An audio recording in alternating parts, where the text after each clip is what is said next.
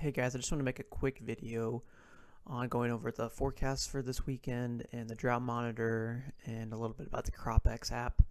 So first off here, I just have a map that goes over forecasted precipitation. So we're just going to move through that. This is on Thursday, moving into Friday here, and then into Saturday, Sunday, and then we'll end it here on Monday. So what we're looking at here is we have some moisture, which is at the most being an inch and maybe a half inch at the least, but we'll see if we can catch a couple rains here. That would be nice. Now we're going to move into, this is a predicted evaporation in the soil map here, and we're looking about an inch and a half of moisture to be evaporated from the soil. That's pretty typical for this time of the year, so nothing too crazy. And then this is a drought monitor we're looking at. I'm not going to spend a whole lot of time on this because I don't really like looking at this map for the most part. As you can see, our area extremely red, one of the driest parts in the US for sure. And one thing I want to focus on is this black line, the whole kind of just outlining the drought area, which is a majority of the Corn Belt here. So that we could definitely use some moisture. Then this map here I thought was kind of interesting. So this is a map between May 31st to June 21st, so about a month here. And what all these numbers mean is over 131 years, it ranks the regions from wettest to driest. So we are at 108, so that would be it'd be the 108th wettest year we've had out of 131, or the 23rd driest for this time frame that I have set up here. But if I went back to the month of May, we were actually 130, so we were the second driest we've been for the month of May, which is not good because that's not even taking into effect last year's drought too. So, and then what to notice is like this whole region here, we is all experiencing some of the driest years they've experienced.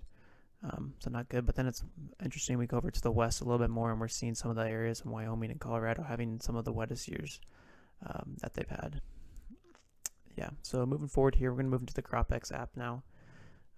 This is a percent moisture reading, and one thing I wanted to point out is if we look towards here, toward June 18th, this is, we see our blue line here is 8-inch depth.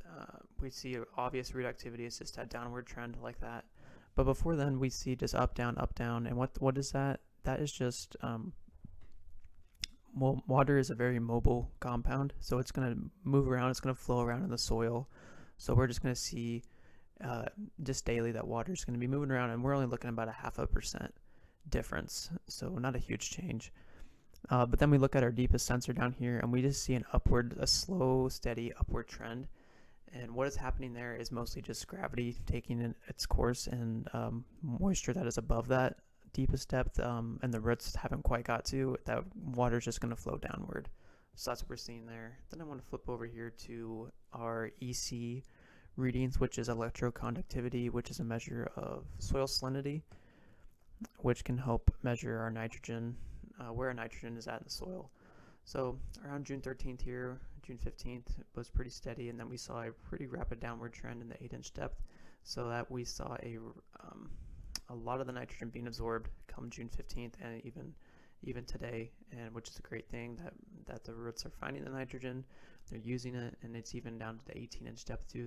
That nitrogen is being absorbed by the plant. This next chart here, I just want to show what the percentages really mean when it comes to the graphs. So for a silt loam, the max total water percent is 35, and for a silty clay loam, it's around 20. And keep in mind, this is a total available water percent. The probe is reading just total water percent. And if you want the available water percent, that would be looking under the root zone some, because that is, I create where the actual water that is available to the root zone, which would be however deep the roots are. And then also my percentages, or the refill point, is based on what is actually available and the roots that can actually absorb. So their percentages will be a little bit higher within the app, but this is kind of what that percentage means. So another thing here I just want to talk about is the recommendation area. Make sure that you guys have your notifications turned on your phone. That can be under your settings. so that those can pop up for you so you can read them when I post them. And if you want to, you can like the message, or you can comment on them, or you can text or call me. Just liking it's nice so I can know that you read it. But if you disagree with it, you can comment on me and ask a question. Why do you think this?